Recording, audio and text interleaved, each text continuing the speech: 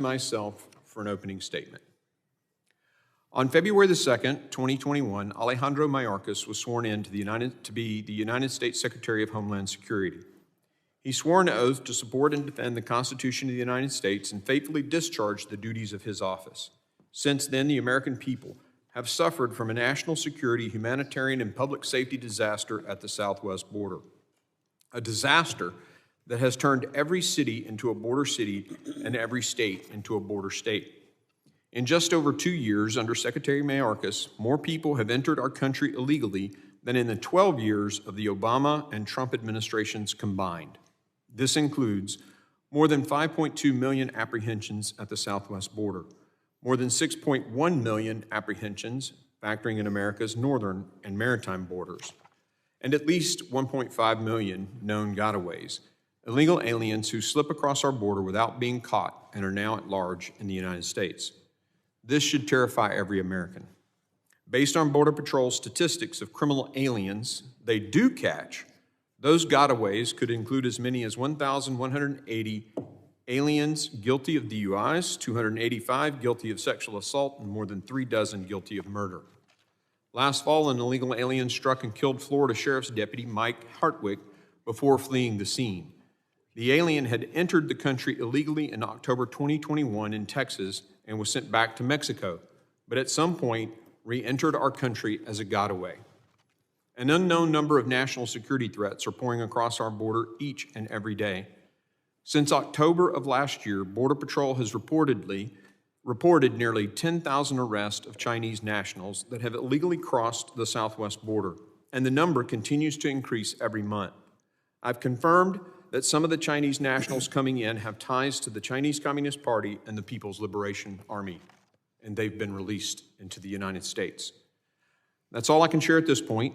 We'll be holding a classified briefing in the near future on this for all members. DHS has no way to verify the identities and backgrounds of these individuals. They are most always quickly released,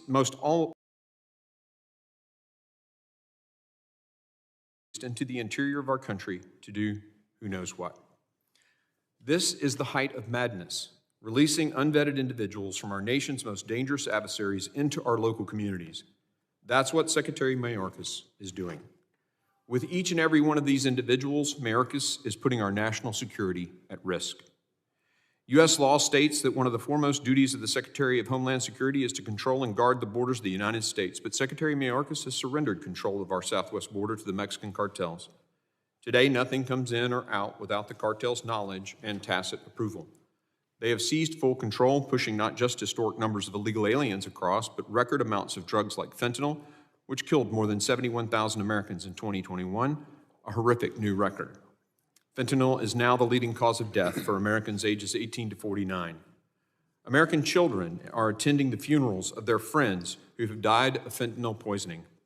According to one recent study, more than 1,500 kids under the age of 20 died from fentanyl poisoning just in 2021, more than 4 times as many as in 2018. Secretary Mayorkas has put all families at risk, even families visiting from overseas. The Lavenier family from France tragically lost their 19-month-old daughter, Honora, to fentanyl poisoning when on vacation in Florida.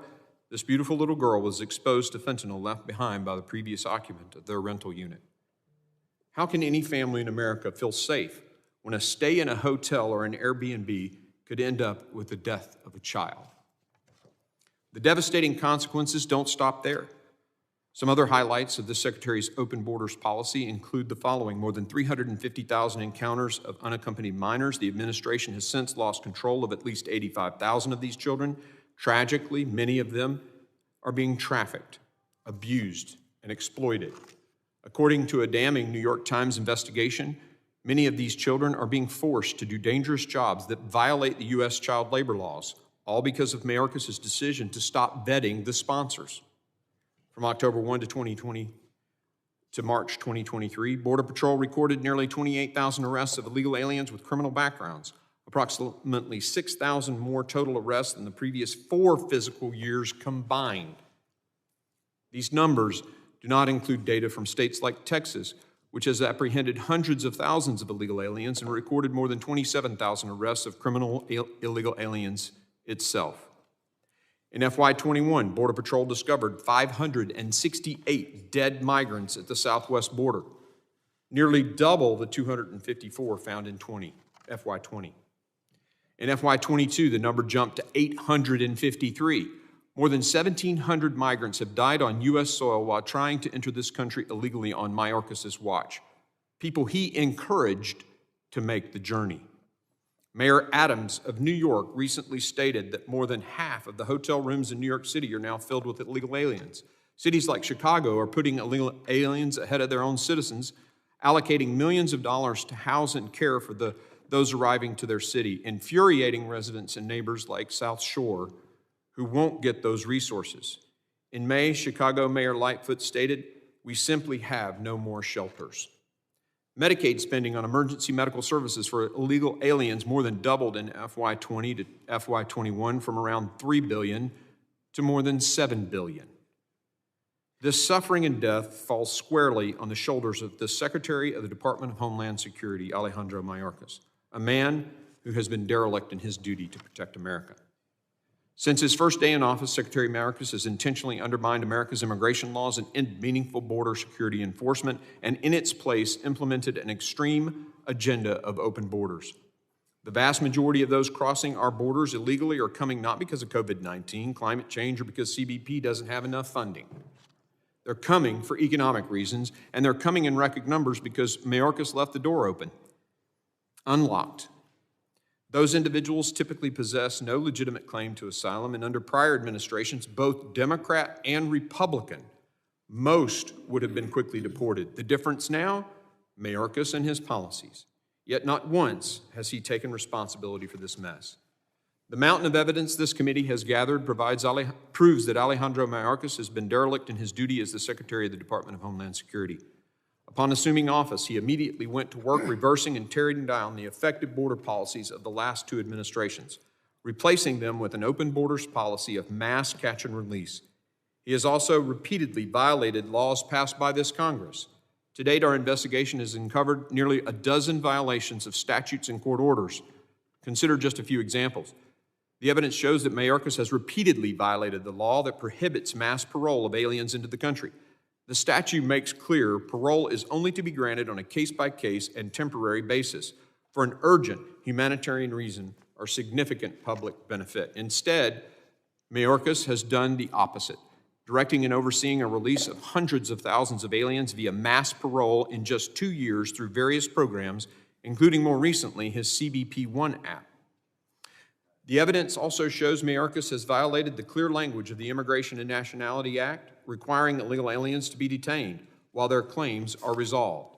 At his direction, millions of illegal aliens have been released into the country through a program called Alternatives to Detention, via other mass parole, or with a notice to appear in court.